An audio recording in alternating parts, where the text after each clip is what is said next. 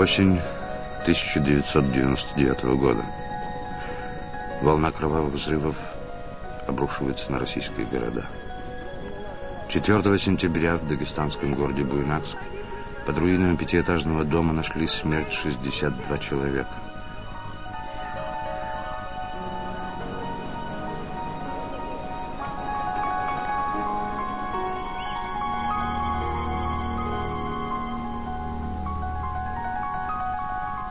В ночь на 9 сентября в Москве взлетел на воздух 9-этажный жилой дом на улице Гурьянова.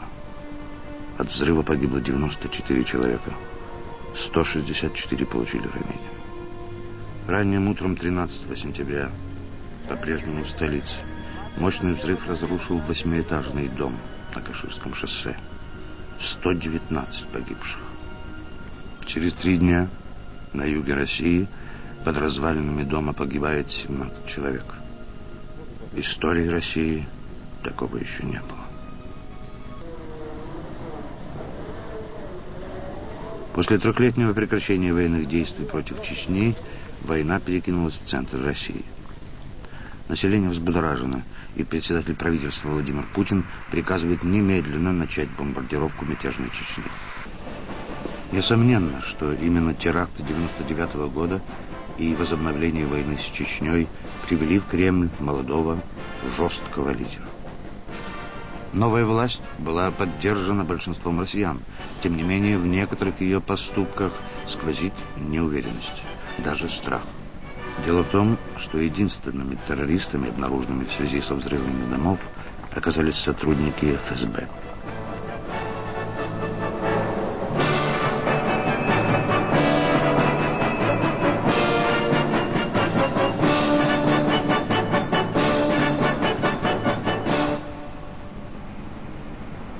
О причастности российских спецслужб к терактам 1999 года заговорили после того, как 22 сентября, когда 3 взрыва уже унесли более 300 жизней, в Рязани произошла странная история.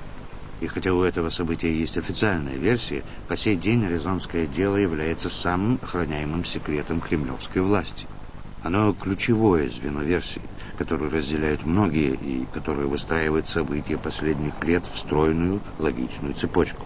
И если эта версия верна, вся история прихода к власти президента Путина предстает в совсем ином свете. В августе 2001 года «Новая газета», в частности, рискнула опубликовать сокращенный вариант книги Юрия Фельштинского и Александра Литвиненко «ФСБ взрывает Россию». Историк Юрий Фельштинский родился в Москве, а с 1978 года живет и работает в США. Автор ряда книг по советской истории, этот американский гражданин стал первым иностранцем, которому в России была присуждена ученая степень доктора исторических наук. Историю разведки мы знаем по истории двоечников, то есть разведчиков, которые провалились. Вот точно так же и здесь. Вот ФСБ провалилась на попытке подрыва дома в Рязани. Рязанский эпизод, он все-таки тянет уже на то, чтобы быть учебником. Вот мы знаем все, да, на какой машине ехали, сколько человек, когда, как закладывалось, когда закладывалось, на какое время ставился таймер. Абсолютно не случайно, конечно же, что именно после провала в Рязани прекратились теракты. Да? Потому что вот уже один раз провалившись на некой методе и на некой схеме, повторять ее, естественно, глупо. Рязанским делом интересовался тогда еще независимый телеканал НТВ. В марте 2000 года была показана программа «Независимое расследование», на которой основные действующие лица высказывались совершенно свободно. Благодаря этим кадрам, которые, как ни странно, не были уничтожены или изъяты, можно восстановить то, что произошло в Рязани.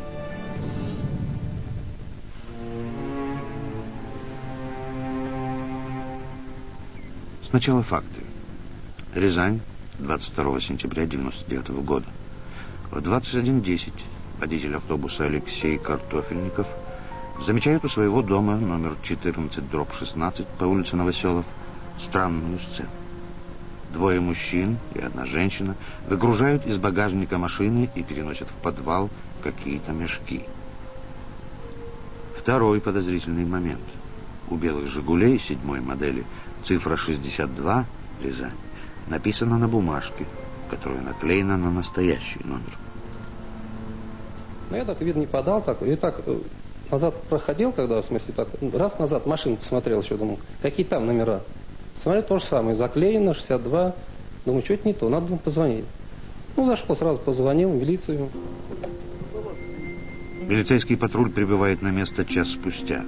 Машина уже исчезла, но в подвале дома обнаружили 3 50-килограммовых мешка и запрограммированный на 5:30 утра самодельный взрыватель. Патрулем командовал прапорщик Андрей Чернышов, с которым позднее разговаривал журналист «Новой газеты» Павел Волошин.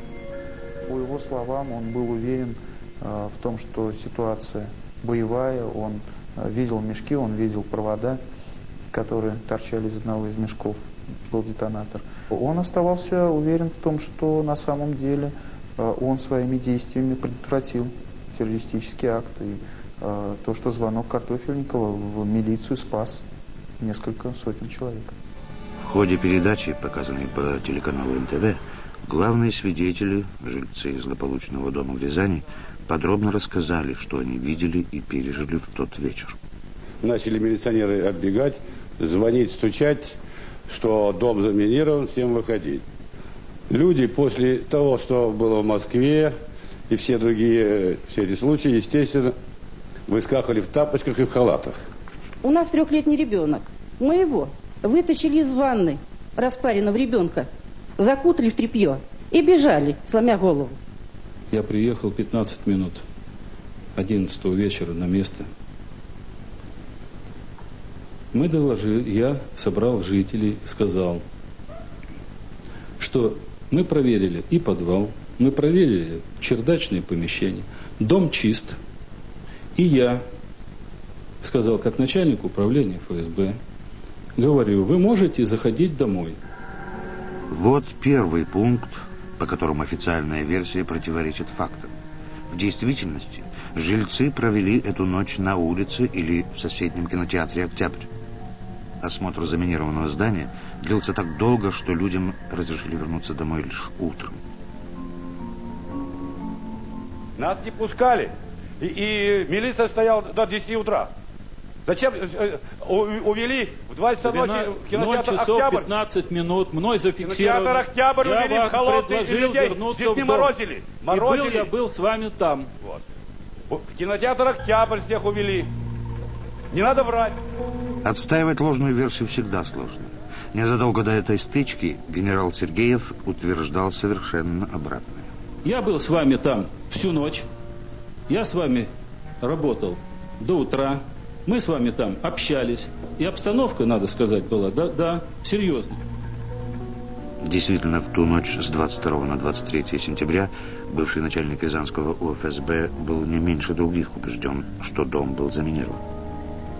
Сергеев несколько раз к нам подходил, говорил, а потом где-то в часа 2 ночи, когда провели анализ, он подошел, собрал нас кружочком и говорит, вы сегодня отмечаете 2-й день своего рождения. Взрывчатка, 3 мешка, то-то, то-то, значит, было поставлено на по 5:30 утра, вы бы все были бы здесь, то есть уже взорвались. В тот вечер всем было ясно, что прибывшие на место происшествия саперы обезвредили настоящее взрывное устройство. Лежало 3 мешка, центральный был надрезан. В надрезе лежали часы электронные с уходящими внутрь проводами. Я погрузил туда руки и потихоньку начал вытаскивать. Вот фотография этого детонатора, сделанная на следующий день, 23 сентября. А анализ содержимого мешков показал наличие паров мощного взрывчатого вещества – гексогена.